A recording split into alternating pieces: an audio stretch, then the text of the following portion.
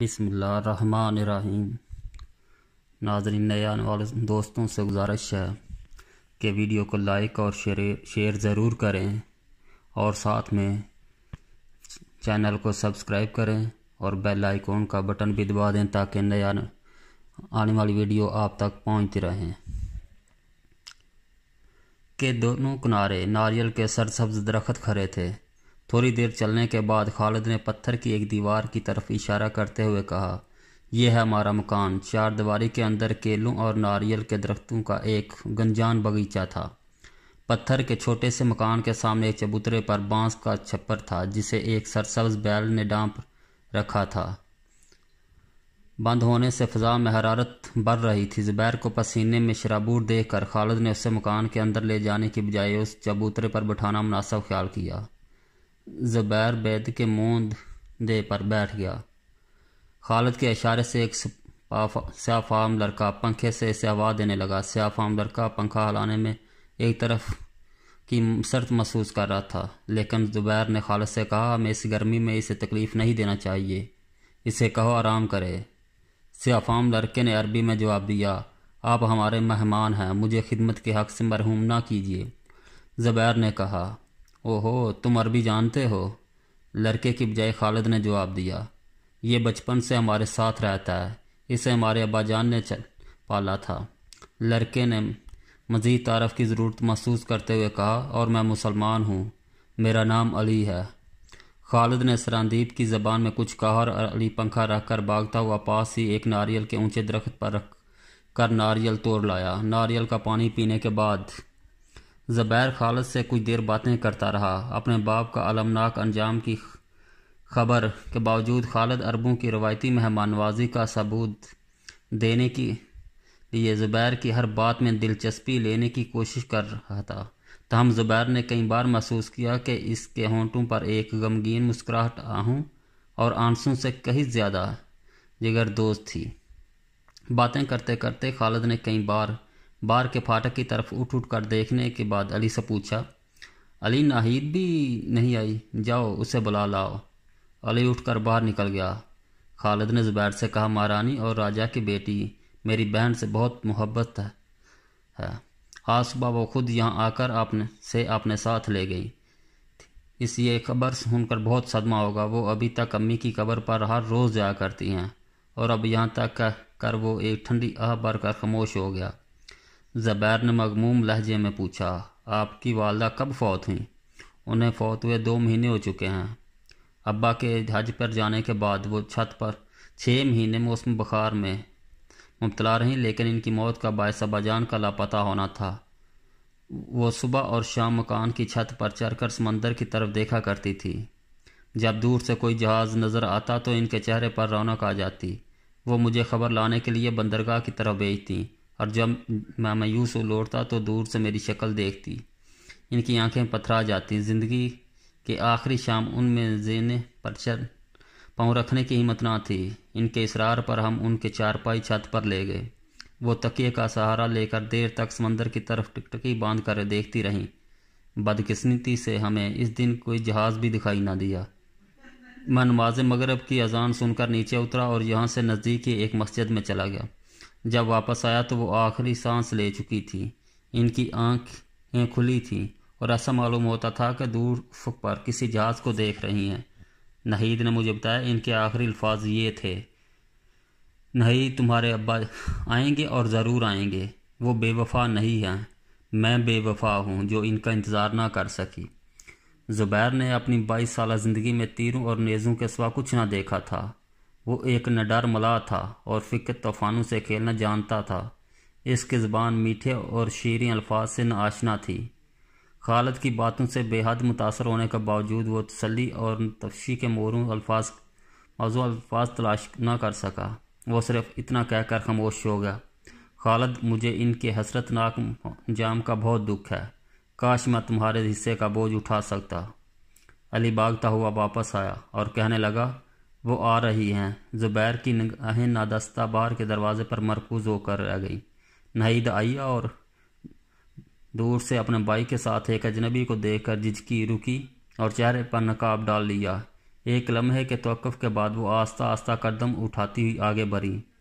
زبیر کو ایک دلداز آواز سنائی دی، کیا یہ سچ ہے کہ ابا جان؟ فکرے کا آخری حصوں ہچکیوں میں تبدیل ہو کر رہ گیا۔ زبیر نسوانی حسن وقار کے ایک غیر فانی جھلک دیکھ چکا تھا۔ اس کی نگاہیں اس کے لیے تیار تھی اور بیشتر اس کے ناہید کا چہرہ نقاب میں چھپتا اس کی نگاہوں کا رخ بدل چکا تھا۔ وہ سامنے دیکھنے کی بجائے نیچے دیکھ رہا تھا۔ زبیر میں غائب درجہ کی حیا والدین اور ماحول کی تربیت کا نتیجہ تھی، اور اس کے علاوہ اس کے کردار کی سب سے بڑی خوبی حد درجہ خود اعتمادی تھی۔ وہ لڑکپن میں اپنے باپ کے ساتھ دور دراز کے ممالک میں چکر لگا چکا تھا۔ اوائل شباب میں اسے ایک تجربہ کار جہاز ران مانا جاتا تھا۔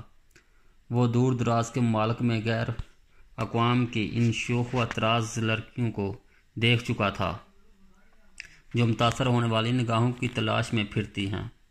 شام اور فلسطین میں بے شمار بے باک نگاہیں اس کی مردانہ حسن کا اعتراف کر چکی تھیں، لیکن اس دورے کے عام نوجوانوں کی طرح وہ نگاہیں نیچی رکھنے کا عادی تھا۔ زبیر جہاز پر سفر کے دوران دلیپ سنگھ سے ہر عرب بچے کے متعلق سوالات پوچھ کر اپنے ذہن میں ان کی خیالی تصویریں بنا چکا تھا۔ دلیپ سنگھ سے ابوالحسن اور اس کے بچوں کے متعلق جو کچھ وہ سن چکا تھا، اس سے اس کا اندازہ یہ تھا کہ ابوالحسن کے بچے شکل و شباہت اور عادت و اطوار میں باقی تمام بچوں سے مختلف ہوں گے۔ یہ اس کی دلچسپی کی پہلی وجہ تھی۔ پھر خالد کی زبانی جو کچھ اس نے سنا، اس کی دلچسپی میں اضافہ بھی ہو گیا۔ اس کے بعد جب علی ناہید کو بلانے کے لیے گیا تو سابقہ دلچسپی کے ساتھ ایک ہلکی سی خلش کا بھی اضافہ ہو گیا، لیکن اس کی دلچسپی کی سب سے بڑی وجہ یہ تھی کہ وہ اس قوم کی ایک ستم رسیدہ لڑکی ہے۔ ناہید نے پھر کہا، مجھے جواب دیجیے، کیا یہ سچ ہے؟ آپ مجھ سے کیا چھپانا چاہتے ہیں؟ میں سن چکی ہوں۔ خالد نے اٹھ کر آگے بڑھتے ہوئے جواب دیا، ناہید، تقدیر کے سامنے کسی کا بس نہیں چلتا۔ زبیر نے اسے تسلی دینے کی کوشش کرتے ہوئے کہا، مجھے افسوس ہے میں آپ کے پاس کوئی خوشی کی خبر نہیں لا سکا۔ ناہید کوئی اور بات کیے بغیر مکان کی طرف چل دی اور چند قدم آہستہ آہستہ اٹھانے کے بعد بھاگ کر ایک کمرے میں داخل ہو گئی۔ خالد ایک لمحے کے لیے تبزکاش کا حالت میں کھڑا رہا، بالآخر زبیر کی طرف دیکھ کر بولا، میں ابھی آتا ہوں۔ خالد بھاگ کر ناہید کے کمرے میں داخل ہوا۔ ناہید بستر پر منہ کے بل پری ہچکیاں بھر رہی تھی۔ خالد نے پیار سے اس کا بازو پکڑ کر سر پر ہاتھ پھیرتے ہوئے کہا، ناہید صبر سے کام لو۔ علی زبیر کے پاس تھوڑی دیر بے بس و حرکت کھڑا رہا، پھر آہستہ آہستہ قدم اٹھاتا ہوا کمرے کے دروازے تک پہنچا۔ ناہید کی آہیں سن کر اسے زمین کے ہر شے سے اداس اور غمگین نظر آ رہی تھی۔ وہ سہما اور جھکتا ہوا کمرے میں داخل ہوا اور ڈرتے ڈرتے خالد کے بازو کو چھو کر بولا، آپا ناہید کیوں رو رہی ہیں؟ خالد نے اس کی ڈیڈ بائی پر آنکھیں دے کر پیار سے اس کے کندھے پر ہاتھ رکھتے ہوئے کہا، علی ابا جان واپس نہیں آئیں گے۔ کم سن بچے کے منہ سے ایک جگر دوست چیخ نکلی، نہیں نہیں، یہ نہ کہیے، وہ ضرور آئیں گے۔ خالد نے کہا، یہ دلیپ سنگھ کے ساتھ آئے ہیں، ان کا جہاز شاید غرق ہو چکا ہے۔ علی کی آنکھوں سے آنسوں کے چشمے پھوٹ نکلے۔ وہ ہونٹ پنچ کر چیخوں کو ضبط کرتا ہوا باہر نکل گیا۔ وہ دل کا بوجھ ہلکا کرنے کے لیے کسی ایسی جگہ جانا چاہتا تھا جہاں اس کی آواز سننے والا کوئی نہ ہو، لیکن باہر نکلتے ہی اس نے پڑوس کے بہت سے لوگ اپنے گرد جمع کر لیے۔ تھوڑی دیر میں عربوں کے تمام بچے، عورتیں، مرد خالد کے مکان کے صحن میں جمع ہو گئے۔ لوگوں کا شور کو سن کر خالد باہر نکلا اور بیک وقت کئی زبانوں میں اس سے مختلف سوالات پوچھے گئے۔ طلحہ نے آگے بڑھ کر سب کو خاموش کیا۔ خالد سے پوچھا، کیا جہاز کے غرق ہونے کی خبر درست ہے؟ خالد نے اس بات میں سر ہلایا۔ اس نے زبیر کی طرف دیکھا اور پوچھا، کیا یہ خبر آپ لائے ہیں؟ زبیر نے جواب دیا، مجھے افسوس ہے میں کسی اچھی خبر کا ایلچی نہ بن سکا۔ طلحہ نے پوچھا، جہاز کیسے غرق ہوا؟ زبیر نے جواب دیا، ہم یہ معلوم نہ کر سکے۔ زبیر نے بیواؤں اور یتیم کو فردن تسلی دینے کے بعد عرب واپس جانے کے متعلق ان کے ارادے دریافت کیے۔ یتیم بچوں اور بیواؤں نے یک زبان ہو کر واپس جانے کی خواہش کی۔ زبیر دیر تک ان کے ساتھ باتیں کرتا رہا، پھر بالآخر نماز عصر کی اذان سن کر اس نے لوگوں کے ہمراہ مسجد کا رخ کیا۔ طلحہ کے اصرار پر زبیر نے امام کے فرائض سر انجام دیے۔ جب وہ مسجد سے نکلا تو دروازے پر راجکمار اور دلیپ سنگھ کھڑے تھے۔ خالد کو دیکھ کر راجکمار کی سیاہ اور چمکدار آنکھیں پرنم ہو گئیں اور اس کے آگے کر خالد کو گلے لگا لیا۔ دلیپ سنگھ نے زبیر سے کہا، مہاراج نے آپ کو یاد کیا ہے، خالد تم بھی چلو۔ زبیر نے کہا، میں ابھی ان سے مل کر آیا ہوں، کوئی خاص بات تو نہیں؟ مہاراج کے دل پر ابوالحسن کی موت کا خبر نے غیر اثر کیا تھا، اس وقت وہ آپ سے زیادہ دیر باتیں نہ کر سکے۔ زبیر نے کہا، معلوم ہوتا ہے راجکمار کو بھی ان کے ساتھ گہری محبت تھی، ان کے آنسو ابھی تک خشک نہیں ہوئے۔ دلیپ سنگھ نے کہا، ہاں راجکمار کو بہت صدمہ ہوا ہے، وہ انہیں بہت زیادہ پیار کرتے تھے۔ شاہی محل کی طرف جاتے ہوئے زبیر کو لوگوں کا ایک ہجوم جلوس کی شکل میں دکھائی دیا۔ دلیپ سنگھ نے کہا، مہاراج آپ کے طائف اور گوروں کو دیکھ کر پھولے نہیں سماتے، ان کے حکم سے گوروں کا جلوس نکالا گیا ہے۔ گوروں کی لگام تھام کر بازار میں چلنے کی عزت ان لوگوں کے حصے میں آئی جو ہماری ریاست کے سب سے بڑے سردار ہیں۔ اگر انہیں ابوالحسن کی موت کا غم نہ ہوتا تو شاید خود بھی اس جلوس میں شرکت کرتے۔ زبیر نے قریب سے دیکھا تو دربار میں سب سے اگلی کرسی پر برجمان ہونے والے 8 سردار گوروں کی لگامیں تھامے ہجوم کے آگے چل رہے تھے۔ گوروں پر جوڑ شالے ڈالے گئے تھے، وہ بیش قیمت موتیوں سے مرصع تھے۔ راجکمار نے مسکراتے ہوئے زبیر کی طرف دیکھا اور کہا، کیا آپ کے ملک میں بھی گوروں کی یہ عزت ہوتی ہے؟ زبیر نے جواب دیا، نہیں، ہم زیادہ تر ان کے چارے اور پانی کی فکر کیا کرتے ہیں۔ دلیپ سنگھ بولا، یہ گوروں کی عزت نہیں، گورے بیچنے والے کی عزت کی جا رہی ہے۔ آسمان پر بادل چھا رہے تھے اور ہوا نسبتاً خوشگوار ہو رہی تھی۔ راجہ محل کی دوسری منزل پر ایک دریچے کے سامنے بیٹھا سمندر کی طرف دیکھ رہا تھا۔ زبیر اور اس کے ساتھیوں کے قدم کی چاپ سن کر اس نے پیچھے مڑ کر دیکھا اور اٹھ کر زبیر کے ساتھ مصافحہ کرنے کے بعد خالد کی طرف متوجہ ہوا۔ بیٹا، مجھے تمہارے باپ کی موت کا بہت دکھ ہے۔ میرا خیال ہے کہ ان کا جہاز طوفان کے باعث غرق ہو چکا ہے، لیکن اگر یہ ثابت ہو گیا کہ راستے میں کسی نے حملہ کر کے ان کا جہاز غرق کر دیا تو میں اس کی سرکوبی کے لیے اپنے تمام ہاتھی اور سارے جہاز بصرہ کے حاکم کے سپرد کر دوں گا۔ راجہ سامنے کرسیوں کی طرف اشارہ کر کے بیٹھ گیا۔ زبیر اور خالد بھی بیٹھ گئے، لیکن دلیپ سنگھ کھڑا رہا۔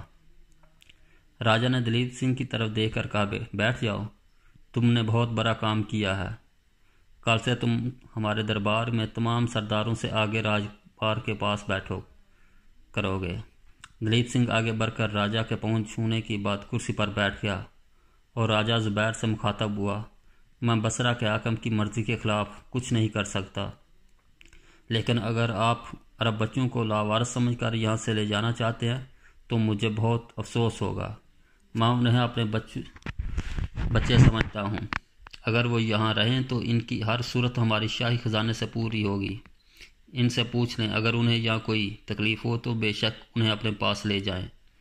زبیر نے جواب دیا، انہیں یہاں کوئی شکایات نہیں۔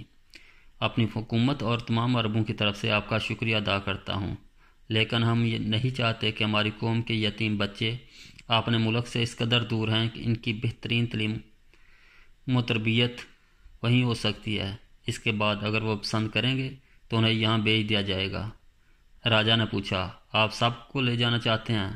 نہیں، طلحہ اور چند تاجر یہیں رہیں گے۔